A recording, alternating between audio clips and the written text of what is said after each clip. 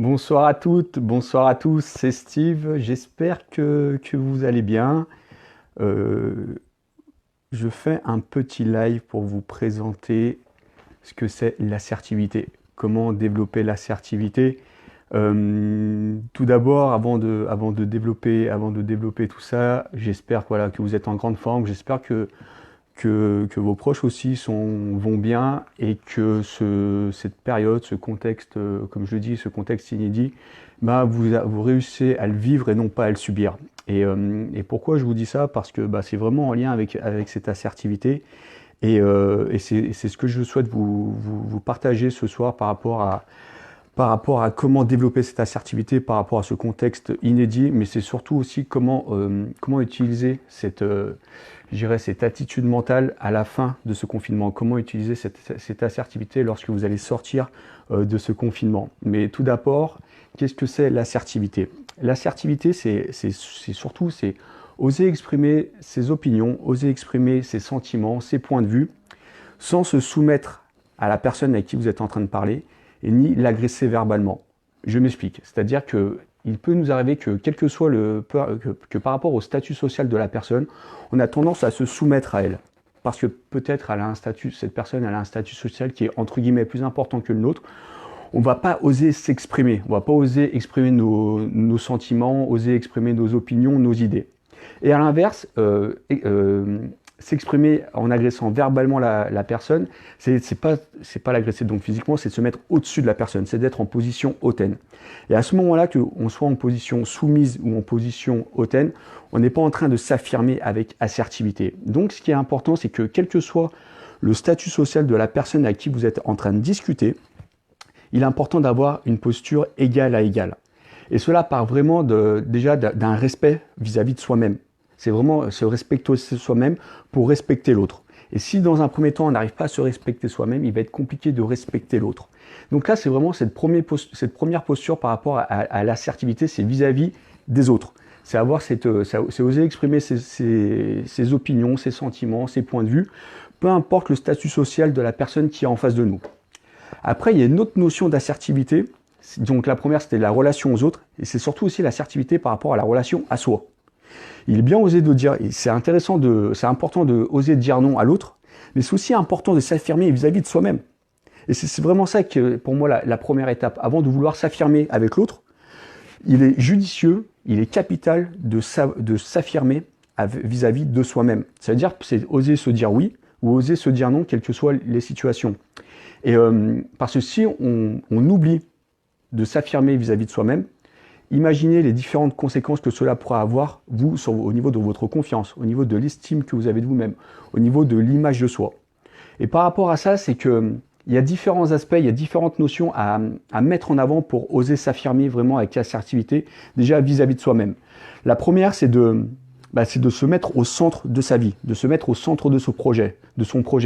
C'est respecter ses importants. C'est-à-dire que quand vous avez des objectifs qui sont en lien avec vos importants, quand ce que vous faites, ça nourrit vos importants, il est judicieux, il est capital de dire oui à vos importants avant de dire oui aux importants des autres. Et c'est de cette manière que votre confiance va se consolider. C'est de cette manière que l'image que vous avez de vous-même va s'élever. Pour cela, ça nécessite d'être discipliné, d'être rigoureux. Et pour moi, le meilleur moyen pour développer cette confiance, c'est de respecter ses engagements. C'est-à-dire que quand vous vous engagez dans quelque chose, quand vous fixez des objectifs, quels que soient les objectifs que vous fixez, il est important de les respecter. Et de cette manière-là, vous développez votre assertivité, mais surtout les conséquences en développant cette assertivité, c'est l'amour de soi qui va grandir, c'est l'image de soi qui va s'embellir. Et pour cela, il n'y a que vous qui décidez. Il n'y a que vous qui décidez de dire oui ou non par rapport à ce que l'environnement, par rapport à ce que le contexte vous propose. C'est-à-dire qu'aujourd'hui, par rapport à ce contexte de confinement, eh bien, soit vous vous dites, ok, je prends la décision de prendre ma vie en main, de prendre des initiatives par rapport à ce que je vis pour continuer de progresser, pour continuer d'évoluer, soit je subis la situation et je laisse l'environnement décider pour moi. Là, c'est-à-dire que à ce moment-là, vous n'êtes pas en position assertive parce que c'est l'autre, c'est l'extérieur qui décide pour vous, pour l'intérieur. Et ce qui est important, encore une fois, c'est de prendre la décision de oser dire oui ou oser dire non par rapport à ce que le contexte vous propose. Donc l'assertivité aussi est aussi une question de décision. Moi, il y a quelque chose qui me semble capital par rapport à cette assertivité, c'est par rapport à cette discipline, comme je vous l'ai dit. La discipline, c'est pour moi est le meilleur moyen de développer cette confiance. Le fait de respecter encore une fois vos engagements, même si je me répète là, le fait de respecter vos engagements permettra de développer cette confiance en soi et vous serez beaucoup plus assertive vis-à-vis de vous-même et vis-à-vis de l'autre. Et l'objectif, c'est d'avoir une relation égal à égal, d'avoir une relation gagnante-gagnante pour que quand vous discutez avec quelqu'un, vous puissiez avancer avec cette personne. Ou quand vous discutez avec vous-même, que vous puissiez avancer avec vous-même. Donc c'est vraiment ça qui est important. C'est respecter vos importants, de vous placer au centre de votre projet, de vous remettre au centre de vos projets, de prioriser vos importants, de les nourrir avant de nourrir ceux des autres. Et c'est parce que vous allez vous respecter que vous allez pouvoir respecter l'autre. Cela est vrai en période de confinement par rapport à ce contexte compliqué, mais cela sera également vrai lorsqu'on reviendra entre guillemets à la vie normale. C'est-à-dire que faites des choses qui vous tiennent à cœur, faites des choses auxquelles vos importants sont nourris. Et c'est de cette manière, encore une fois, que l'image que vous avez de vous-même, que l'amour que vous avez de vous-même va s'embellir. Vous n'allez pas tomber dans l'ego surdimensionné, vous n'allez pas être en position hautaine lorsque vous nourrissez véritablement ce qui est important pour vous. Parce que la véritable confiance, c'est lorsque vous vous faites confiance, mais lorsque aussi vous avez une relation égale à égale avec la personne avec qui vous discutez. Donc c'est ça vraiment ce que je souhaitais vous partager ce soir par rapport à cette assertivité. Je veux être concis parce que je sais qu'il y a beaucoup de choses qui circulent sur Internet et tout. Et je veux vraiment être bref et précis pour que vous obteniez un maximum d'informations pour que ça soit super précis par rapport à cette assertivité. Après maintenant, vous avez la possibilité de prendre deux décisions. Soit vous prenez la décision, et là, excusez-moi le terme, de rester assis, le cul sur la commode, à laisser passer le temps, à subir la situation et à dire mais pourquoi ça m'arrive, pourquoi je vis ça, pourquoi j'ai pas de chance ou quoi que ce soit.